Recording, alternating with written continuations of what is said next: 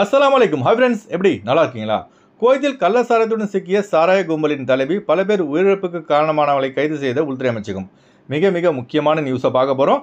அடுத்து காசா பிரச்சனைக்கு முற்றுப்புள்ளி வைத்த அமெரிக்க அதிபர் டொனால்டு ட்ரம்பை பாராட்டிய குவைத்தி அமீர் திவான். அடுத்து குவைத்திகளின் குடியுரிமை பறித்த உள்துறை அமைச்சகம். ஏர்போர்ட்டில் பறிக்கப்பட போகும் பாஸ்போர்ட்டுகள், நாடற்ற வாழ்க்கை வாழப்போகும் ஆயிரக்கணக்கான குவைத்திகள். இப்படி பல முக்கியமான தகவல் இந்த வீடியோவில் இருக்குது. வீடியோ ஃபுல்லாக பாருங்கள். உங்கள் நண்பர்கள் அனைவருக்கும் கட்டாயமாக இந்த வீடியோ ஷேர் செய்யுங்க. இப்போ வாங்க குவைத்துடைய மிக முக்கியமான நியூஸை பார்ப்போம். குவைத்தில் தற்போது கள்ளசாராயம் விற்பனை அதிகரித்து வருவது உள்துறை அமைச்சகத்துக்கு பெரும் தலைவலியாக மாறியுள்ளது. இதன் காரணமாக குவைத்தில் உள்ள 6 கவர்னர்களிலும் தீவிரமான செக்கிங்கை மேற்கொள்ளுமாறு உயர் அதிகாரிகளுக்கு குவைத்தின் துணை பிரதமர் உள்துறை அமைச்சருமான ஷேக் ஃபஹத் அல் யூசுப் அல் சபா அவர்கள் அதிரடியான உத்தரவை பிறப்பித்துள்ளார்கள். கேத்தான் பகுதியில் நடத்தப்பட்ட செக்கிங்கில் கள்ளசாராய வியாபாரத்தில் ஈடுபட்ட பெண்ணை கேத்தான் காவல்துறை கைது செய்து சிறையில் அடைத்துள்ளது. மேலும் அந்த பெண்ணின் ரூமை செக் செய்த போது விற்பனைக்கு தயாரான நிலையில் இருந்த கள்ளசாராய பாட்டில்கள், இம்போர்ட்டட் மதுபானங்கள் மற்றும் சாராயம் தயாரிக்க பயன்படும் மூலப்பொருட்களையும் காவல்துறை பறிமுதல் செய்துள்ளது. மேலும் கைதான சாராய வியாபார பெண்ணின் போனில் உள்ள கஸ்டமரின் லிஸ்டையும் கண்டறிந்து அவர்கள் மீது சட்ட நடவடிக்கை எடுக்கப்படும் என உள்துறை அமைச்சகம் தெரிவித்துள்ளது.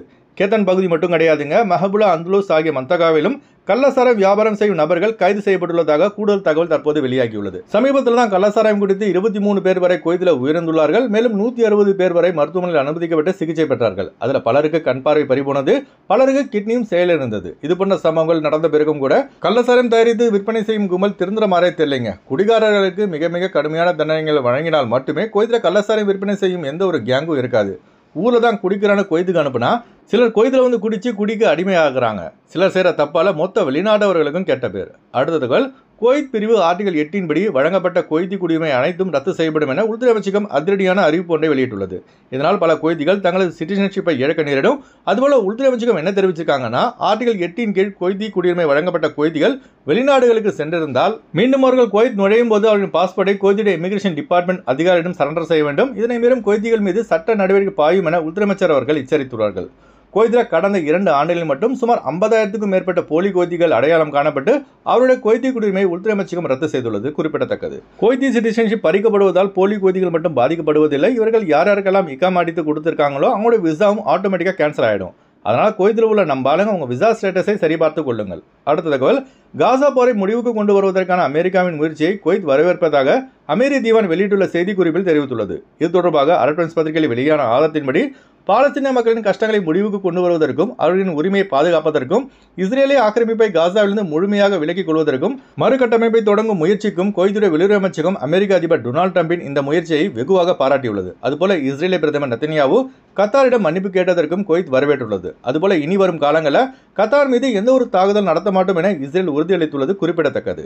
அடுத்து வாங்க ஃப்ளைட் அப்டேட் பார்ப்போம்.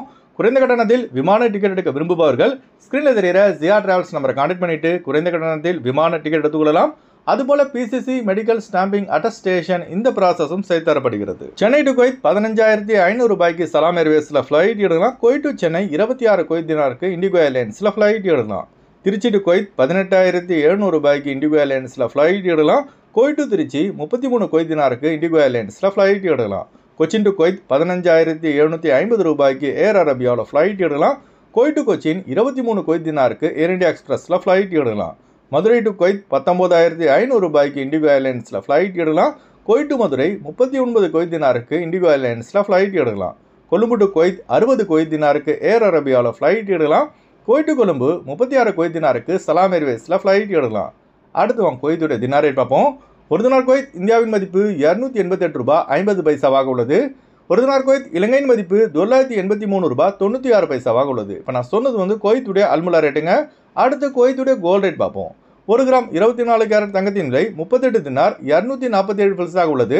1 கிராம் 22 கேரட் தங்கத்தின் விலை 35 தினார் 72 பில்ஸாக உள்ளது. ஓகே ஃப்ரெண்ட்ஸ், இந்த வீடியோ ஷேர் செய்யுங்க. இந்த வீடியோ சம்பந்தமாக நீங்கள் என்ன நினைக்கிறீங்க என்பதை மறக்காமல் காமெண்ட்ஸில் பதிவு செய்யுங்க. எப்போதும் இணைந்திருப்போம். உங்களின் ஒருவன் ஜியாவுதீன். அஸ்ஸலாமு அலைக்கும்.